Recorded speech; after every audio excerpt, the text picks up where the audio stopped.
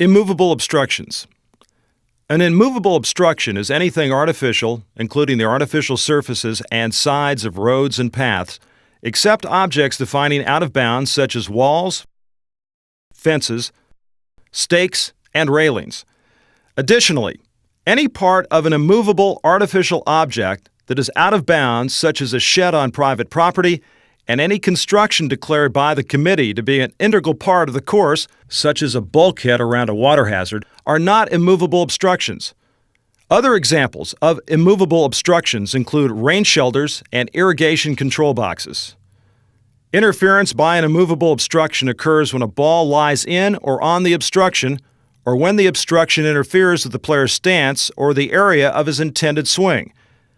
Intervention on the line of play is not, of itself, interference under this rule.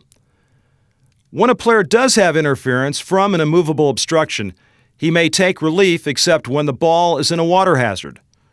When the ball lies through the green, the player must lift the ball and drop it without penalty within 1 club length of the nearest point of relief.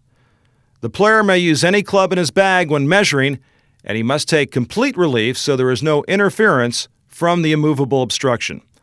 The ball must then be dropped within the 1 club length area that is not closer to the hole, is in a position where any type of interference by the obstruction does not exist, and so that it is not in a hazard or on a putting green.